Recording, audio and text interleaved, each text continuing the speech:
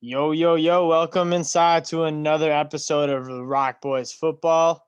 Today we are getting back to our conference previews and we're going to finish out the Power 5 conferences with the Pac-12. We are going to give you guys our favorites, our picks to win the Pac-12 and teams who can push to win the Pac-12. This was a little bit difficult for us because the Pac-12 kind of got disrupted a lot due to COVID, similar to the Big Ten. So it's kind of hard to evaluate the 2020 tape. But there are a lot of talented players in the Pac-12 and some pretty solid teams in the Pac-12. So we're going to give you kind of a little deep dive into some of the favorites and some teams and players to watch. As usual, we're on Apple Podcasts too, so be sure to check out that. And we appreciate you guys liking and subscribing to the channel. Without further ado, I'm going to throw it to Dylan. Who is your number one team in the Pac-12 this year? So I think this year heading in, I think it is a toss-up between Washington and Oregon.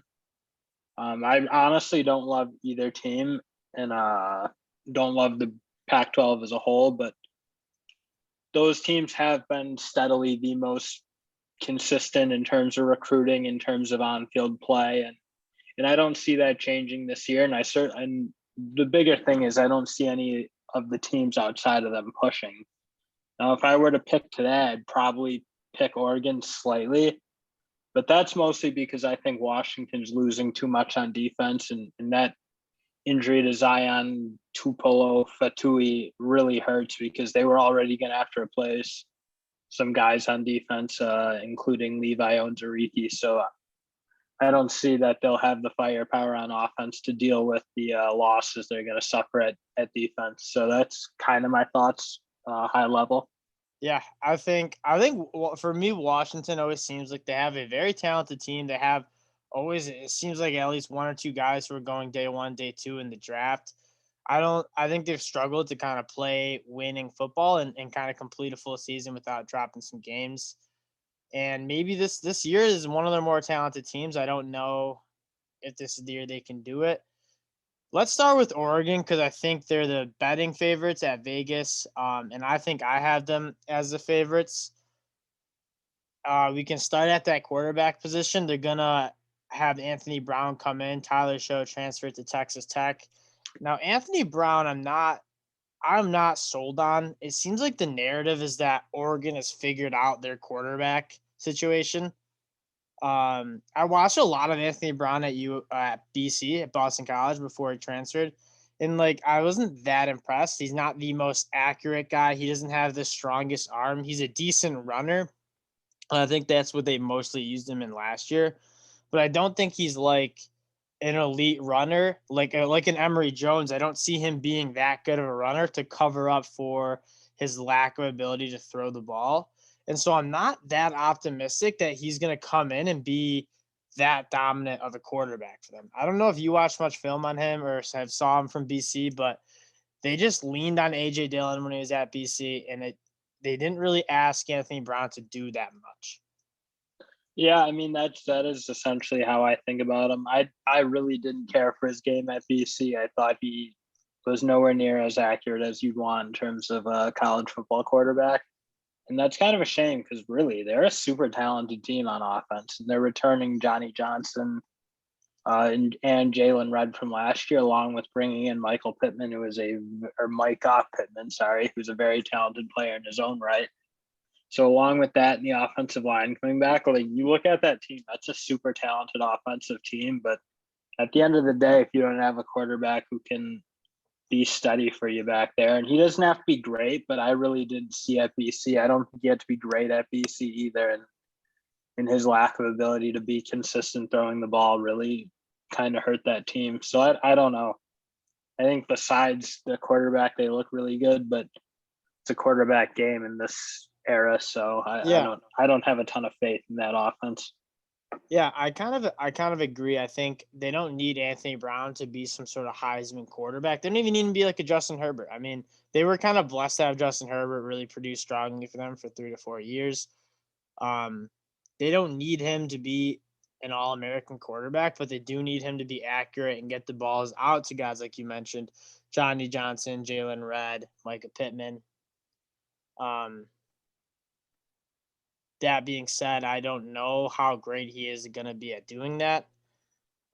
We'll see. It's to be determined. We can flip to the defensive side of the ball. I don't think we need to talk too much about Kevon Thibodeau. Probably the best player in the country. I mean, he just has it all. And what that helps with is that the whole you when you watch film on them last year, like that whole offense is just worried about where he is. People are pointing at it, making sure they know where he is. So that's going to free up a lot of room for other guys to work. I think we saw Noah Sewell take some serious steps last year as a freshman. He's a very impressive freshman. He's really big. I think he could lose some weight, but he was really impressive from what I saw of the Oregon games. They lose some guys in the secondary, headlined by Javon Holland, but they do bring back that one guy, Mikael Wright, who's going to be, I think, a day 2 draft pick. Very, very good cornerback for them. So they're a talented team. I don't think it's as talented as some of the Oregon teams we've seen, but they're definitely going to be a contender for a Pac-12 championship. That's for sure. Yeah, and again, I think they have a fairly easy road because I know Washington's done a good job generally, but they are losing as much as any team I can think of in the Pac-12. I mean, they're losing both their cornerbacks from last year and losing Puka Nakua as their one of their top wideouts who's leaving to BYU. So when you That's lose that Washington. You're much, talking about Washington now? yep, Yeah. yeah, and they're just. I don't think this is a super talented Washington team because there's no one who's really proved it. Like when you lose that many draft picks in a year, you have to replace all that production. I just don't see them doing it this year, and they recruit well, but that's for a Pac-12 school. They really don't recruit that great on the national level. So And they're another team. maybe the Sam Heward kid can come in and be really good. Yeah. And they're going to need him to be really good because Dylan Morris is a solid player, but he's not going to win you games himself. Yeah. So I think their hope is to have a really strong year out of Sam Heward and hope he can drive the bus a little bit and be one of the best players in the conference. But otherwise, I don't see them. I just don't see them beating this Oregon team. So yeah, that's kind of my thoughts on Washington. Yeah, I'm trying to pull up the odds of for the Pac-12, but I believe Oregon is the favorite, and then followed closely by Washington. But I think USC is like probably the third team. We can talk about Arizona State. It's kind of hard to talk about them because I'm not exactly sure what those sanctions are going to look like. They sound pretty serious with the recruiting violations. We're going to talk on this episode about Arizona State just as we're going to assume that nothing's going to happen this year, which is obviously a very, very big assumption, but it'd be kind of pointless to speculate what they're going to do. Let's talk about USC first. On the offensive side of the ball, Keaton Slovis is their leader. I'm noted as not being the biggest fan of Keaton Slovis. He's an accurate passer, but I think he puts the ball in harm's way too much. I don't think he has like that to really like carry a team. I think he's the best quarterback in the conference, but that's not necessarily saying much. That being said, yeah, but not at the college level. Like I'd probably take Jaden Daniels as a college player over that him. might be true. Jaden Daniels. When you really, I mean, the way he plays, he tries to be athletic and move around. And I'm talking Slovis, but he's not particularly athletic. And I mean, he wasn't good enough throwing the ball to be as still and unathletic as he is. So I'm really not high on Keaton Slovis. I think he's gotten a lot of attention because he beat out the guy who's now JT Daniels, but he's never played at a particularly high level in college. So I don't see him being like a driving force to bring USC to that next level and make the jump into the Pac-12 title contender. Now that being said, I think that last year was their best year. They're another team that just lost a lot to the draft. Yeah, they really did. But know who I think needs to be talked about more is that Drake London kid. Huge frame. I think he's 6'4", runs well, really good after the catch. I mean, he is a hard guy to bring down. I honestly think he could just like play like that Travis Kelce tight end role because he is like 230. But he's a matchup night where he's really good after the catch, really good catching contested balls. and I'm looking for him and Slovis could be a very, very good duo come next year, Yeah. especially with the departure of Amon Ra, St. Brown, and Tyler Vaughns. So See, that's like my problem is like I don't see them getting better at that position unless no, Drake they're London not. takes a No, meaningful jump. no, And they're not then, getting better. But I I mean, don't think. God, you Sorry.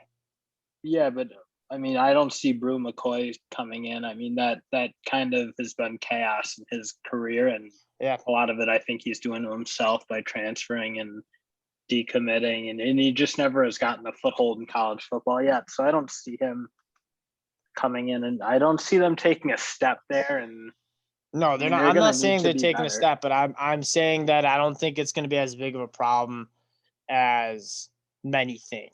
So I think Drake London. I'm a little bit less pessimistic about Brew McCoy. You give him a year in that system, we'll see what he can do. I mean, we obviously know he's very, very talented coming out of high school, and so I'm not like counting him out.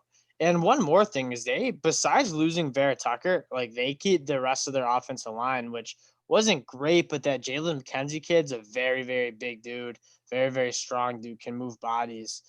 Um, and so we'll see what they can do. The running game was kind of abysmal. I mean, Veve Malapie was their leading rusher behind five-star Stephen Carr and Marquis Stepp, who they have transferred to Indiana and Nebraska respectively. Um, but Malapie only averaged 4.5 carries, yards per carry. So it's like, I mean, that Yeah, run it's game not a is good guy. It's not a good no. college average And at he all. wasn't like when you watch him run the ball, like I'm surprised. I always was more impressed with like Marquis Steep or Stephen Carr. Like thought those guys ran the ball well. They just didn't really get that many touches. I mean, 46 and 45 touches between the two of them. And then I don't know. I mean, Well, the I run know game. you think Keontae Ingram is going to come in and be that Oh savior, my but God, we're not even talking about him.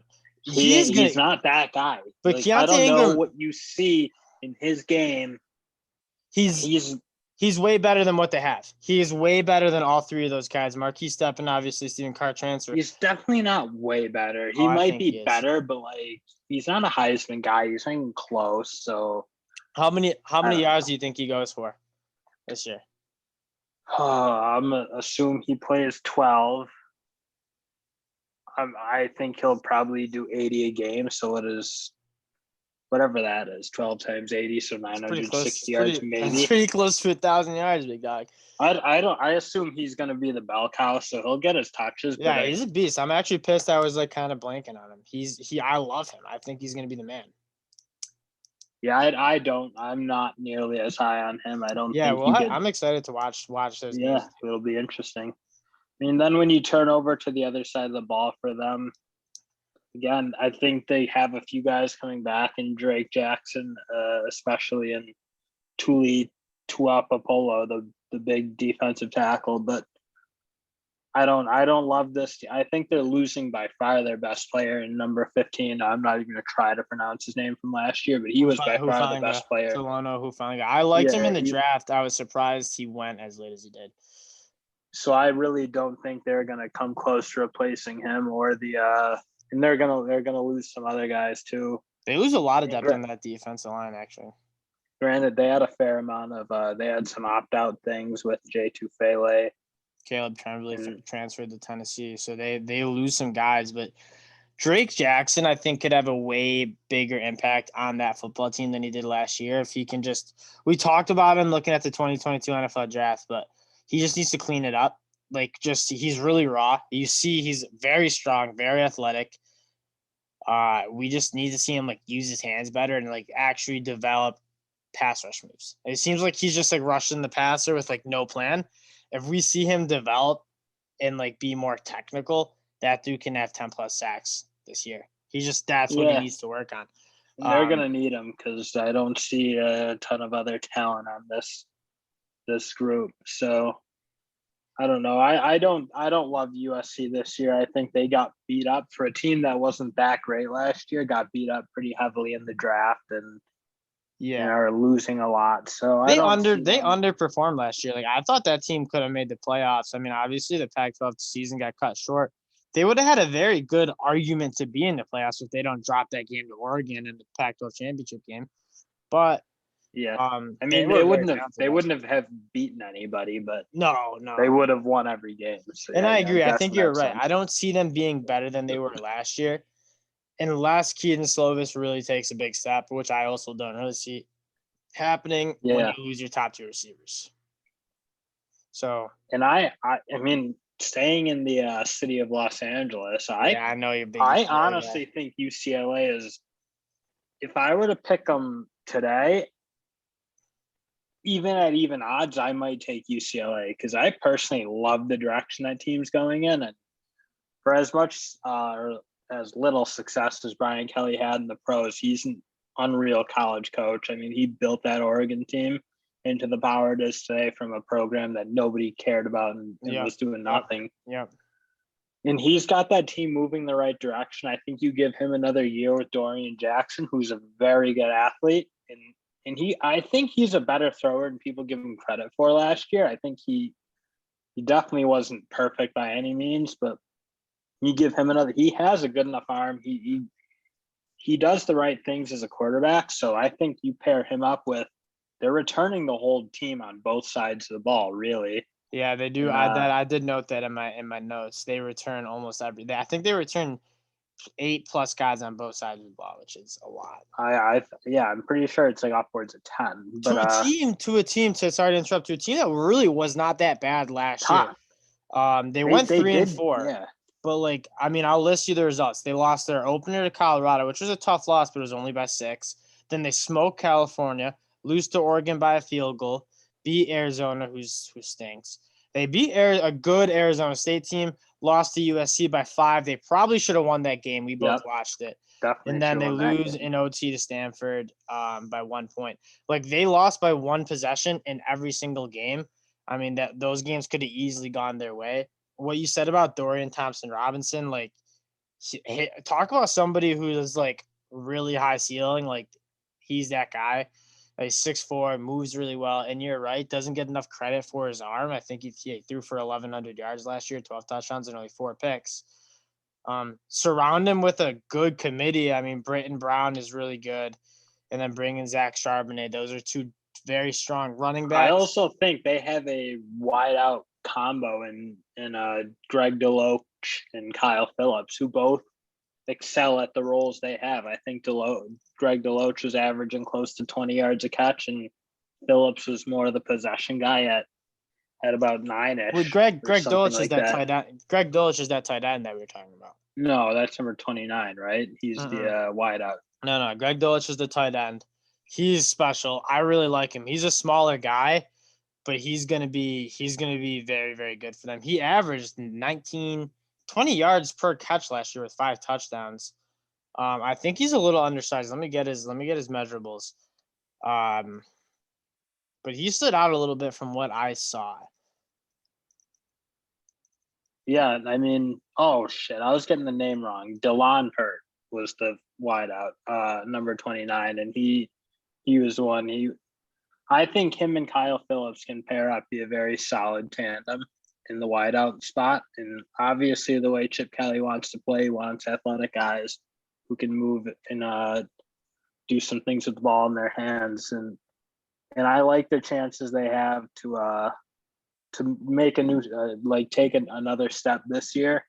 I mean, that was Chip's first year in a really tough. Or was it his first or second? I know he hasn't been there long, but I mean, a really tough season for. He's been there 3 years. He's been there 3 years. So he's 10 and 21. No, this will be his 4th. So he's been 10 and 20. He's been bad, but Chip Kelly is the type of guy who needs his own system, and you come in with for one, a bad team. That team was broken when he got it. Yeah. He needs to get his system needs to have his own guys, which he's doing. And we'll see what he can do with like his 4th year. This are his guys. This is his offense and his team. We'll see what he brings to the table. Yeah, no, I think they're going to be far better than people think because, again, they had spent the previous almost 10 years in the dumps. So Greg Dulcich is 6'4", 242, so a little bit undersized. But Not bad though for no, like it's not today's bad. tight No, ends. I'm not tripping about that. Good I mean, range too. super productive.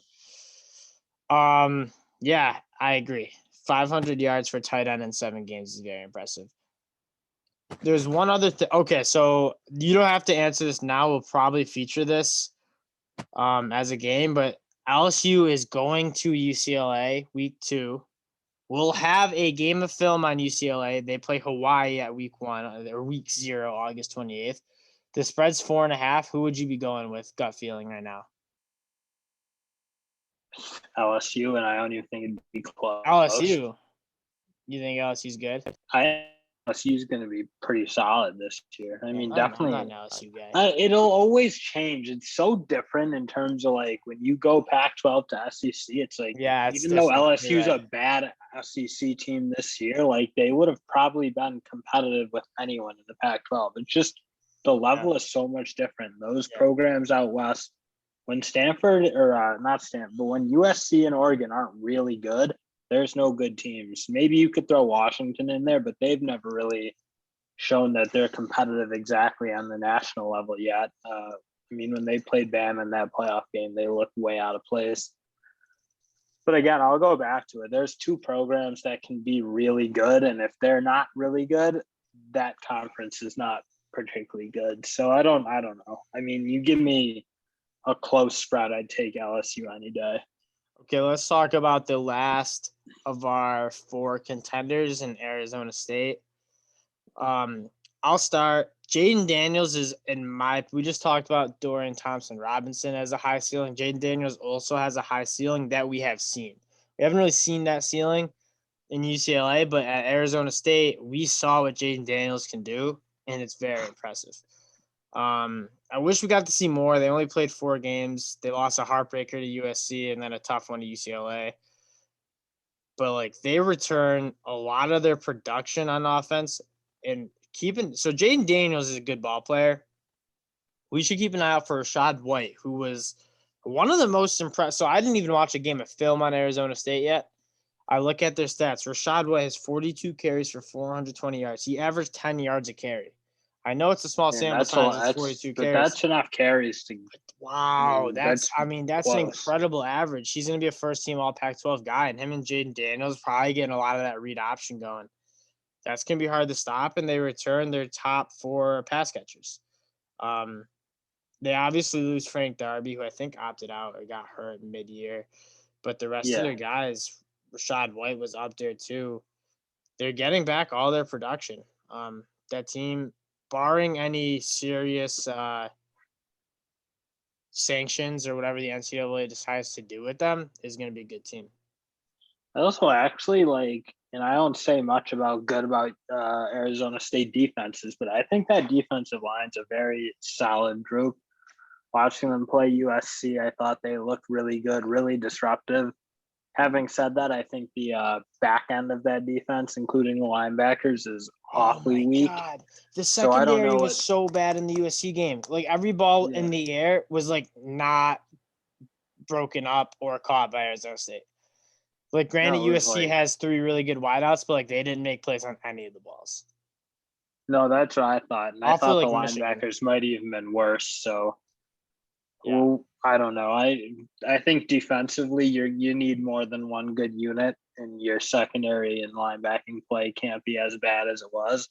Yeah, they were. Having said that, I think they're a fairly good coach team, or at least they have coaches with a good pedigree, and they've produced a pretty tough team for the last couple of years up in Arizona State. So maybe you get another year. They're getting a fair amount of the team back, so maybe they can take a jump. And if they can, like, yeah, you're right. That offense can be very solid, returning most of everybody, getting a good line back. And if that defense can just give them a little bit and Jaden Daniels kind of returns back to his form as he was as a freshman and maybe elevates a little bit, I do think that team can be tough.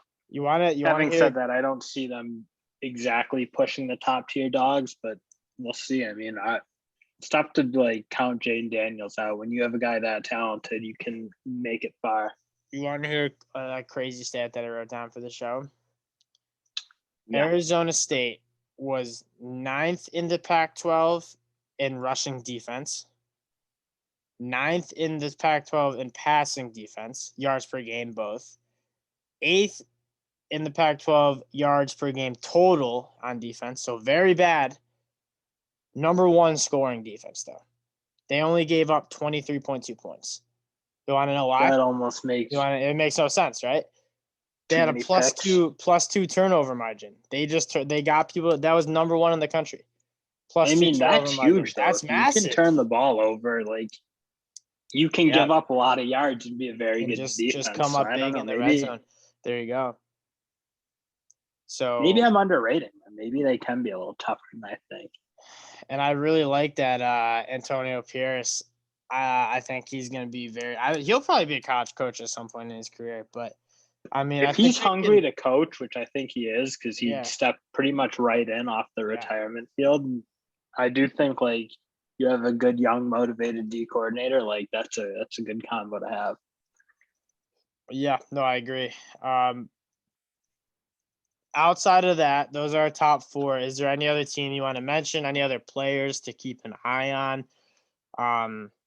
Any teams you think you can make money on in the fall? What do you got for us? I think the rest of the Pac-12 is very hard to judge because you didn't see anything. So outside of what did we just do, about 5 teams? Like, Utah's generally, well, we did.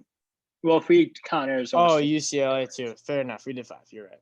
But I mean, Utah seems to always be tough, or have been in the past, and Kyle Whittingham is shown to be a great coach. But that I feel like their season was as disrupted as anyone in the COVID and just not playing any games. And I don't know, when you're only playing 3-4 games max, it's just you're not getting in any rhythm. So I want to give the whole conference like 2 weeks and just kind of watch them, feel them out, because it's so hard to judge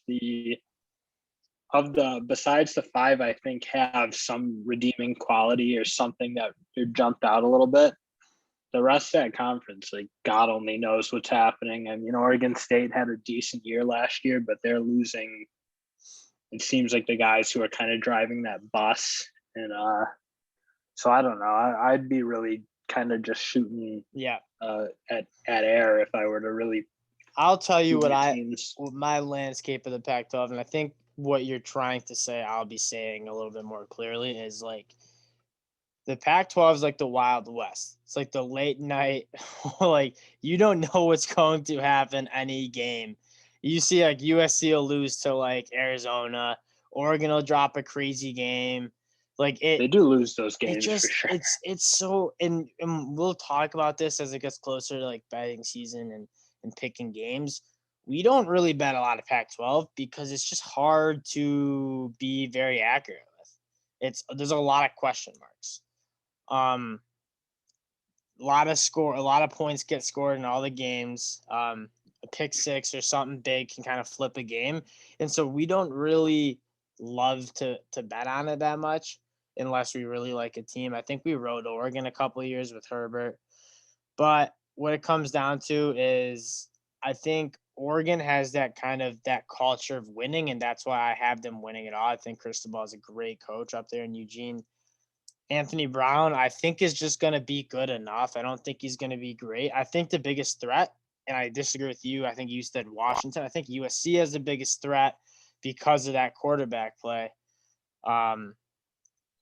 But it's tough. We're not going to bet too much on the Pac-12, but it is always fun to watch a little late night Saturday night. I will probably do some UCLA riding because I think people are looking at them as that might be an opportunity. You're squad, right. And I don't think they're that bad. So. Yeah.